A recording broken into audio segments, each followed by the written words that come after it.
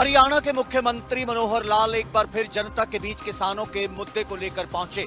किसानों की आय दोगुनी हो सके, इसके लिए उन्होंने कुछ बड़ी घोषणाएं भी की।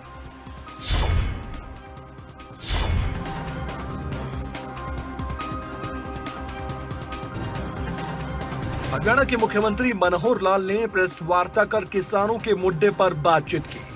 बीजेपी सरकार के कार्यकाल में हुई उपलब्धियों को गिनवाया। मुख्यमंत्री ने कहा कि सरकार की सभी योजनाओं का जनता को फायदा मिला।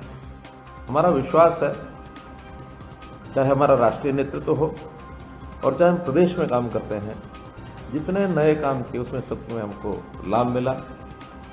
चाहे वो बेटी बचाओ बेटी पढ़ाओ का आह्वान था, चाहे गुड गवर्नेंस के नाते से हमने नए नए प्रयोग किए, और चाहे आज भी हम कर रहे हैं। इसके साथ ही मुख्यमंत्री विपक्ष पर भी हमलावर दिखे। मुख्यमंत्री ने कहा कि किसानों के मुद्दे को लेकर प्रदेश में राजनीति चल रही है, लेकिन सरकार लगातार किसानों की आय बढ़ाने के लिए योजनाओं को लेकर आगे बढ़ रही है। लेकिन किसान का जिस प्रकार का जो लेवल है हमारा, उसको बहकाने के लिए कुछ लोग बहका देते हैं, तो बहकावे में शुरू में थोड़ी देर को आ ही जाते हैं, लेकिन अल्टीमेटली जब लाभ मिलता है तब उनको लगता है कि ये तो चीज ही कुछ और थी।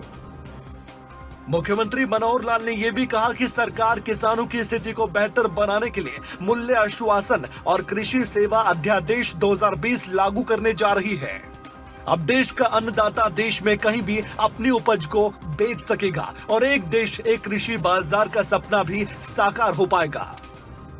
तो इस ऑर्डिनेंस के माध्यम से किसान को एक पारदर्शी तरीके से अपनी खेती करना, खेती की लागत और खेती में वो उत्पाद किस प्रकार से वो बिकेगा, उसका खरीदार, वो खरीदार की कीमत और लाभकारी मूल्य वो क्या देगा, तो ऐसे सारे, चाहे वो व्यापारी हैं और चाहे फूड प्रोसेसिंग यूनिट्स हैं, चाहे एग्रो इंडस्ट्री के इंडस्ट्रियलिस्ट हैं, उनके साथ वो खुले रूप से यानी उस जमीन को, उस अपने उत्पाद को वो बेच सकता है, कहीं भी बेच सकता है।